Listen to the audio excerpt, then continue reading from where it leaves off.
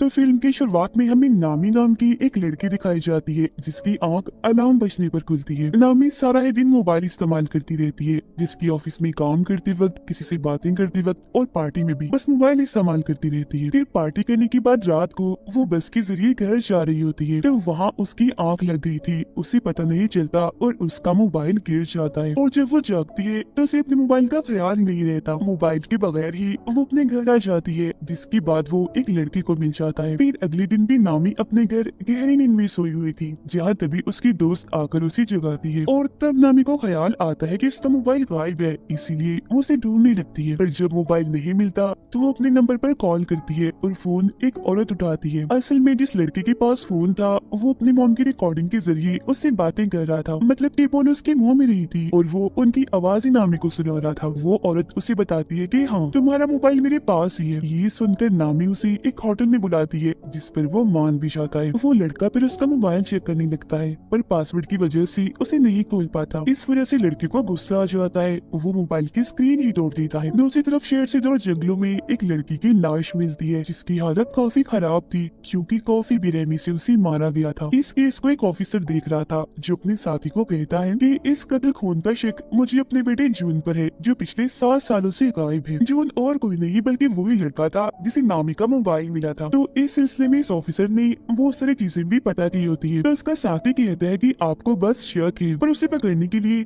हमें सबूत इकट्ठा करने होंगे। उधर नामी अपने डैड के होटल में आकर उनसे मिलती है। उसे पता चलता है कि मेरे डैड का इंस्टाग्राम अकाउंट भी है, तो ये जानकर उसे काफी खुशी होती है। अब तभी नामी के पास उसी औरत की कॉल आती है जिसके पास उसका मोबाइल था। वो कहती है कि गलती से तुम्हारे मोबाइल की स्क्रीन टूट गई है, मैंने उसे ठीक करने के लिए मोबाइल की एक दुकान पर भेज दिया है, पैसे भी दे दिए, तो तुम उस दुकान पर जाकर अपना मोबाइल ले सकती हो। फिर थोड़ी ही देर बाद नामी अपना मोबाइल लेने के लिए उस दुकान पर पहुंच जाती है, जहां उसे जॉन भी दिखता है जिसने मास्क लगाया हुआ था। वो नामी के मोबाइल की डिटेल्स में उसका पासवर्ड भी पता लगवा देता है और फिर उसका मोबाइल ठीक करने के दौरान वो उसमें एक हैक करने वाला सॉफ्टवेयर भी डाल देता है और उसके मोबाइल का एक डुप्लीकेट फोन बनाकर नामी को दे देता है। वो फिर वहाँ से चली जाती है। अब जो जो नामी अपने मोबाइल पर कर रही थी वो सब जॉन भी देख रहा था, क्योंकि उसने नामी के मोबाइल को अपने कंट्रोल में कर लिया था और ये भी उसे चला सकता था। वो उसके चैट्स, इन्हीं मैसेजेस पर वो किसी बात करती है, कॉल्स, यहाँ तक कि खुद नामी पर भी कैमरा के जरिए नजर रख रहा था। फिर रात में जब नामी अपने डैड के होटल में काम करवा रही थी तो तब जून भी वहाँ आता है और उसे बताता है कि मैं यहाँ आता रहता हूँ। वो उसे इसलिए नहीं पहचान पाती क्योंकि दुकान में उसने मास्क लगाया हुआ था। वो नामी से यहाँ की सबसे खास शराब मांगता है। अब क्योंकि वो उसके मोबाइल पर नजर रख रहा था तो उसे सब पता चल जाता है कि नामी को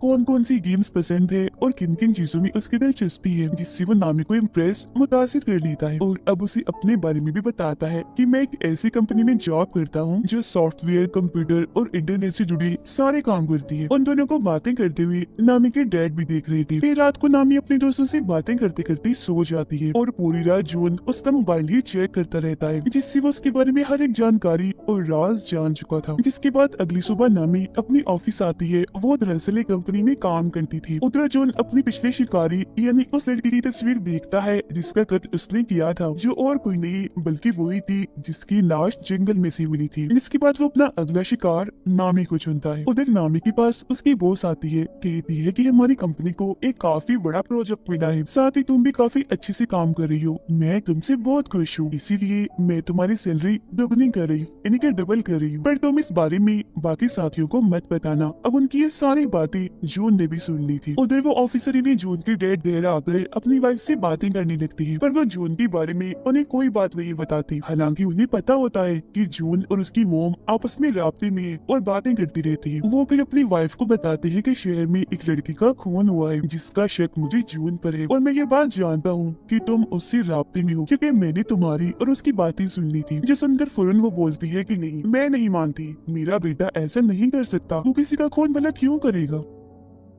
ठीक इसी वक्त ऑफिसर के पास उनके दोस्त का मैसेज आता है जो कहते हैं कि मुझे जॉन की लोकेशन का पता चल गया है, यानी वो जहाँ रहता है उस जगह का पता। उधर नामी अपने प्रोजेक्ट पर काम कर रही थी, काफी खुश थी वो, जबकि जून उसके घर जाता है और उसकी सारी चीजों को चेक करने लगता है, जिनमें उसे नामी का दूसरा मोबाइल भी मिल जाता है, यानी वो एक नहीं 2 मोबाइल इस्तेमाल करती है। उधर ऑफिसर की साथियों ने बताती है कि जिस जगह के बारे में मैंने आपको बताया है, इन्हें जून की लोकेशन पता चला है कि वो वहाँ सबसे चोरी रह रहा है। तो वो ऑफिसर इन्हें ही जून की डेट उस जगह पर जाने के लिए अकेले ही निकल पड़ते हैं। वो जब वहाँ पहुँचते हैं तो घर के अंदर भी चली जाती है और हर जगह की तलाशी लेने लगती है। साथ ही उन्होंने यहाँ की तस्वीरें भी बना ली थी। मरने वाली लड़की की मोम के बारे में भी इन्हें पता चल जाता है। इतनी ही देर में जून भी बाहर आ गया था। वो ये बात जान चुका था कि घर के अंदर कोई घुस आया है, इसीलिए चुपके से जब वो अंदर झांकता है तो अपने डैड को वहाँ देख लेता है। अंदर उसके डैड को लाश के नाखूनों पर लगी नेल पॉलिश भी मिल जाती है, जिससे उन्हें पता चल चुका था कि ये खून मेरे बेटे जून ने ही किया है। अब चिल्लाते से जून अपने डैड को उस कमरे से बाहर बुलाता है और जब वो वापस दोबारा अंदर जाती है तो जून वहाँ की हर एक चीज, सबूत, सारे कागजात को बर्बाद कर चुका था। जून अब दोबारा से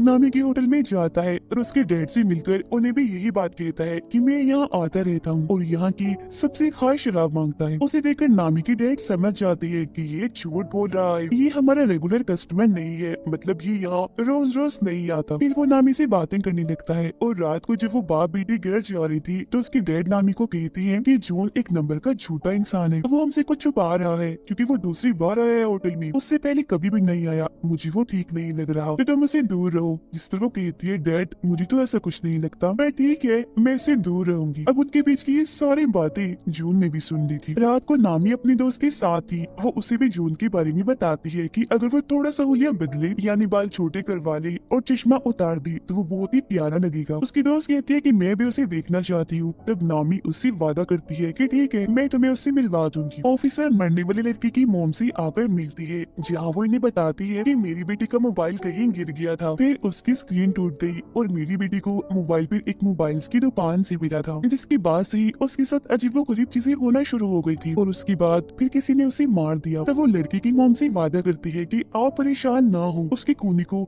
हम ढूंढ कर ही रहेंगे। नामी की डैड पर जब किसी काम से बाहर आती है तो जून उन पर हमला करके उन्हें पकड़ लेता है। इसी रात पुलिस को जंगल में से एक साथ 8 लाशें मिलती है, जिस वजह से ऑफिसर को काफी दुख होता है। फिर सुबह जब नामी की आंख खुलती है तो वो देखती है कि उसकी बॉस की तकरीबन 8 कॉल्स आई हुई है। साथ ही उसे अपने मोबाइल पर बहुत सारे मैसेजेस भी मिलते हैं, जिनमें उसने अपने दोस्तों को काफी बुरा भला कहा होता है। इसके अलावा अपने बॉस के बारे में भी काफी उल्टी सीधी बातें की हुई थी। एक पोस्ट भी डाली थी जिसमें उसने बता दिया था कि बॉस ने मेरी सैलरी दुगनी कर दी है। फिर वो अपने ऑफिस जाती है, जहाँ उसकी टीम उसे काफी नाराज थी। वो सबको बताती है कि मैं नहीं जानती वो सब किसने किया, क्योंकि मैंने तो एक भी मैसेज, एक भी पोस्ट नहीं की, पर कोई भी उसकी बात का यकीन नहीं करता और उसे वहाँ से निकलने का कहती है। वो अपनी बॉस से भी बात करती है, पर उसकी बॉस ने भी जॉब से उसे निकाल दिया होता है। वो उन्हें भी काफी समझाने की कोशिश करती है कि देखिए मेरी बात का यकीन करिए, कोई भी पोस्ट, कोई भी मैसेज मैंने खुद से नहीं किया, मुझे लगता है किसी ने मेरा मोबाइल हैक कर लिया है, कोई मुझे फंसा रहा है, मतलब मेरे मोबाइल को कोई अपने कंट्रोल में लेकर चला रहा है, तो जरूर उसी ने किया होगा। जिस पर उसकी बॉस उसे ये साबित करने का कहती है और धक्के मारकर उसे वहाँ से निकाल देती है। इस चीज से उसे काफी दुख होता है। वो सीधा अपने दोस्त के पास जाती है और उसे सबके बारे में बताकर काफी रोने लगती है। तब उसकी दोस्त उसे सहारा देती है, उसे संभालती है। ये चीज जून ने भी देख ली थी। वो सोचता है कि नामी अपने दोस्त के काफी करीब है, तो पहले रास्ते से इसे हटाना होगा। वो और उसकी दोस्त पुलिस स्टेशन जाती है और इस सब के बारे में बताती है। तब ऑफिसर उनसे कहता है कि ये सब आपके साथ ऑनलाइन हुआ है, इसलिए हम आपकी कोई मदद नहीं कर सकते, क्योंकि जिसने भी आपके साथ ऐसा किया हम उसे नहीं पकड़ सकेंगे। ये सुनकर उसकी दोस्त को काफी गुस्सा आता है, जिसके बाद दोनों यहाँ से चली जाती है। जून अब नामी के डैड के घर पर ही रह रहा था, क्योंकि उसने उन्हें वहाँ बांध के रखा हुआ था। वो उनकी मोबाइल से नामी को मैसेजेस भी करता रहता है, ताकि उसे शक ना हो कि मेरी डैड को किसी ने अगवा कर लिया है। वो दोनों फिर होटल में आकर बातें करने लगती है। इस बारे में सोच रही थी कि आखिर ऐसी हरकत कौन कर सकता है। वो फिर बात करती है कि इस बारे में पता लगवाने के लिए हमें एक ऐसा इंसान चाहिए जो कंप्यूटर और इंटरनेट में काफी माहिर हो। अब तभी यहाँ जून भी आ गया था, जिसके लिए नामी जोश लेने जाती है और वो उसकी दोस्त के साथ मिलकर नामी का फोन चेक करने लगता है। वो फिर जब आती है तो जून उसे बताता है कि किसी ने तुम्हारा मोबाइल हैक किया हुआ है। उस इंसान ने तुम्हारे मोबाइल में एक ऐसा सॉफ्टवेयर डाला है जिससे तुम्हारा मोबाइल उसके कंट्रोल में आ गया है और तुम जो भी करोगी उसे पता चल जाएगा और मोबाइल को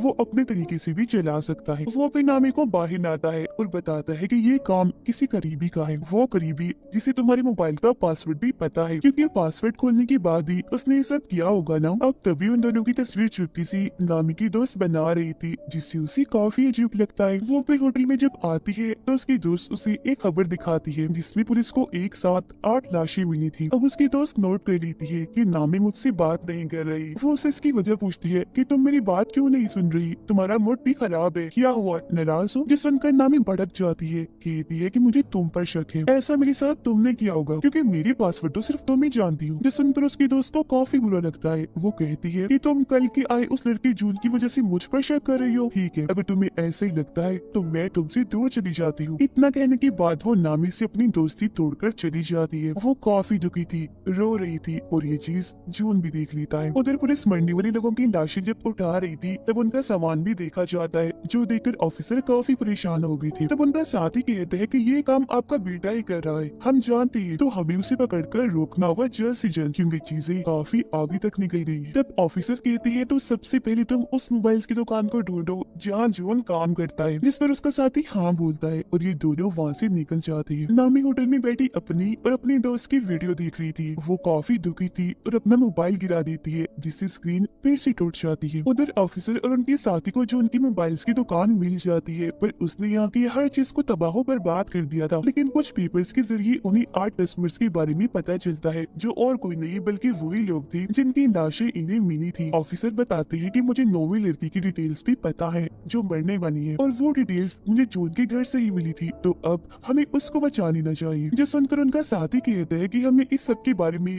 खबरों में भी चला देना चाहिए ताकि जून को जल्द से जल्द पकड़ा जा सके। अब तभी इधर नामी भी आ जाती है। उसने इन दोनों की बातें सुनी थी और जब वो वहाँ जून का नाम देखती है तो समझ जाती है कि और किसी ने नहीं बल्कि जून ने ही मुझे फंसाया है। उसने मेरा मोबाइल हैक करके वो सारी मैसेजेस और पोस्ट की थी, उसकी वजह से ही मैं आज अकेली हूँ, मेरे पास नौकरी भी नहीं है और मेरी इतनी अच्छी दोस्त भी मुझे छोड़कर चली गई है। वो मजीद जून की कंपनी में कॉल करती है जहाँ से उसे पता चलता है कि इस नाम का कोई भी वर्कर यहाँ काम नहीं करता। जो सुनकर नामी को जून पर काफी गुस्सा आता है और वो फैसला करती है कि मैं उसे अपना बदला लेकर उसे सबक सिखा कर ही रहूंगी। उसकी ये बातें ऑफिसर ने भी सुन ली थी, पर वो उसे ये बात नहीं बताती कि जॉन एक सीरियल किलर भी है, यानी एक खूनी जिसने न जाने कितने लोगों को मार दिया है। पर वो सिर्फ ये कहती है कि मैं भी जून को पकड़ना चाहता हूँ, वो अच्छा लड़का नहीं है। जिस पर नामी उन्हें एक आइडिया देती है कि मैं ऐसा करूंगी कि उसे मिलने के लिए घर बुला लूंगी, मैं आप लोगों को भी बता दूंगी तो उसे पकड़ने के लिए फौरन आप लोग आ जाना। जिस पर वो दोनों ऑफिसर्स मान जाते हैं। फिर अगले दिन जून के पास नामी का मैसेज आता है जो उसे मिलने के लिए बुलाती है, जबकि उसके घर के बाहर नीचे दोनों पुलिस ऑफिसर्स गाड़ी में जून के आने का इंतजार कर रही थी। अब जून नामी की ख्वाहिश के मुताबिक अपना हुलिया बदलता है, जिससे वो अपने बाल काट कर चश्मा उतार कर उसे मिलने चाहता है। वो उसके घर के बाहर नीचे पहुँचता है जबकि नामी ऊपर अपने घर में तैयार हो रही थी। नीचे जब जून आगे बढ़ रहा था तो दोनों पुलिस ऑफिसर्स उसे पकड़ लेती है, पर उसका चेहरा देखकर समझ जाते हैं कि ये जून नहीं है बल्कि कोई और ही है, क्योंकि दरअसल हुलिया बदलने की वजह से वो उसे पहचान नहीं पाई। अब जून उन दोनों को धमकाने लगता है कि मैं तुम्हारे खिलाफ रिपोर्ट करूंगा क्योंकि मैं मासूम हूँ, बेकसूर हूँ और तुम मुझ पर शक करके गन दिखा रही हो। जिस पर ऑफिसर का साथी कहते हैं वो दरअसल हमें गलतफहमी हो गई थी, हम किसी खोने को ढूंढ रही है। पर जून उनसे कहता है कि खैर जो भी है देख लूंगा तुम्हें।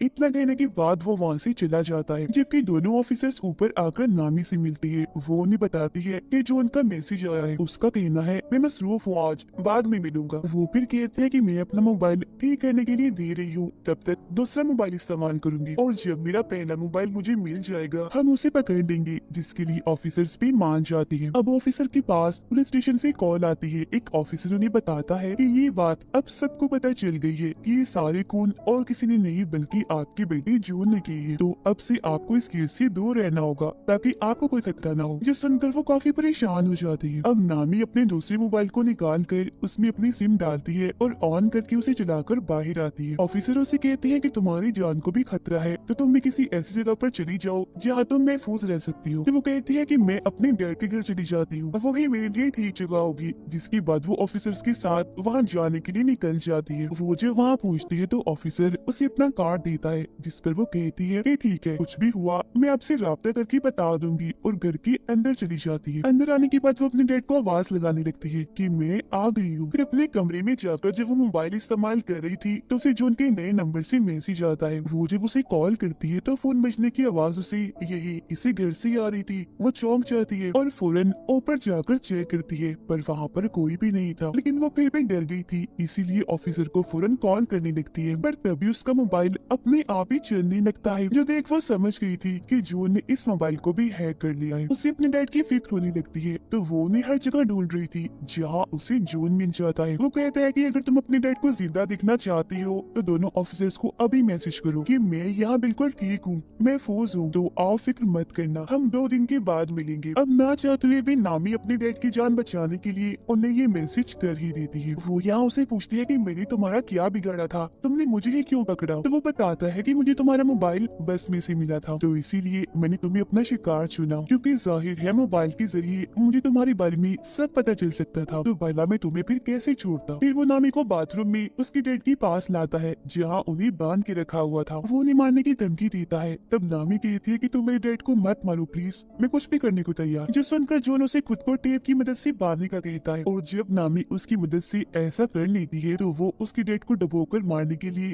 टब में पानी छोड़ देता है। ये चीज नामी भी देख रही थी। दुखी होकर वो रोने लगती है। साथ ही वो जॉन को काफी बुरा भला भी कह रही थी, तो वो उसे भी उठाकर ठिकाने लगाने के लिए पर टिप लगा देता है और बाथ टब में छोड़ देता है जो पूरा ही पानी से भर गया था। वो उसकी तस्वीरें बनाकर उसकी बेबसी पर हंस रहा था और वहाँ से बाहर निकल आता है। उसे ऑफिसर का कार्ड मिलता है जिसके पीछे उन्होंने लिखा था नामी सिर्फ कॉल करना, मैसेज नहीं। पर क्योंकि इसने तो ऑफिसर को मैसेज करवाया था तो उन्हें पता चल गया था कि जरूर ये जून ने किया है, तो इसका मतलब वो यहाँ आ रहे थे जून को पकड़ने के लिए। अब जून को भी एहसास हो जाता है कि ऑफिसर्स घर में घुस आए हैं। वो ऑफिसर की साथी को जाकर पकड़ लेता है, पर पीछे से उसकी डैड ऑफिसर आकर उसे पकड़ लेती है। मगर क्योंकि ये उनका बेटा नहीं होता तो वो इसे मारने लगते हैं और अपने बेटे के बारे में पूछते हैं। पानी में डूबकर नामी मरने ही वाली थी कि तभी ऑफिसर का साथी उसी पानी से बाहर निकाल कर मरने से बचा लेता है। ऑफिसर उसे मार मार कर काफी जख्मी कर देते हैं और अपने बेटे के बारे में पूछते हैं। तब वो कहता है डैड मैं ही आपका बेटा हूँ, जिस पर ऑफिसर मान भी जाती है। तो वो उन पर हंसने लगता है और कहता है कितने बेवकूफ हो तुम,